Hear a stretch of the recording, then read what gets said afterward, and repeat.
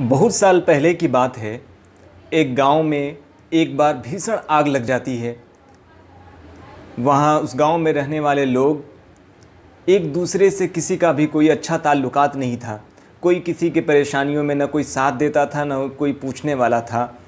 उस आग की लपटें तेज होती जा रही थीं और घर के घर तबाह होते जा रहे थे। लोग अपने कीमती सामानों को बचाने के लिए कोशिश कर रहे थे और ये भी कोशिश थी कि अपने आप को सुरक्षित महफूज तरीके से बाहरी हिस्से में जा सके। लोग अपने आप में परेशान थे, कोई किसी का पूछने वाला पुरसा हाल नहीं था। उस गांव में कुछ दूरी पे एक पेड़ था और पेड़ पे एक चिड़िया रहा करती थी। जब चिड़िया ने इस भीषण आग को देखा, उसकी लपटें ऊपर की तरफ उठ रही थीं और गांव की कई बस्तियां राख में तब्दील हो रही थीं, तो चिड़िया से रहा नहीं गया। वो चिड़िया कुछ दूरी पे जो तालाब था उसमें उस तालाब से अपने चोंच में पानी भरती और आग की लपटों पे लाके गिरा देती।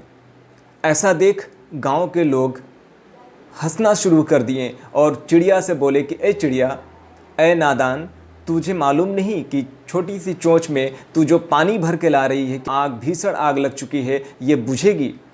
चिड़िया का शानदार जवाब सुनकर आप दंग रह जाएंगे। चिड़िया ने कहा, जब इस गांव के जलने की तारीख इतिहास लिखी जाएगी और तुम्हारी बुज़दिली की बातें भी उसमें दर्ज होगी, तो उन सब में लिखने वाले, रकम करने वाले ये भी लिखेंगे कि उस वक्त एक चिड़िया रहा करती थी जो अपनी तमाम मुश्किलों, अपनी परेशान और एक छोटी सी जान लेकर इन तमाम गाँवों को बचाने की कोशिश में थी, जद्दोजहद कर रही थी। लिहाजा ये ज़रूरी नहीं कि आग कितनी बुझा पाऊँ या कितनी लपटें मैं रोक पाऊँगी, लेकिन मेरी कोशिश ये है कि मैं उस रवायत में ये शामिल हो जाऊंगी, उस इतिहास की कड़ी में, उस तारीख़ में मेरे नाम से भी लिखा जाएगा कि मैं आग बुझाने वालों में शामिल थी।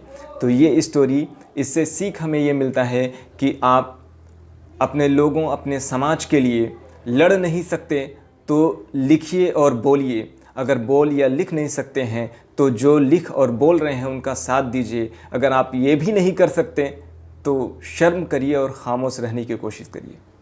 शुक्रिया।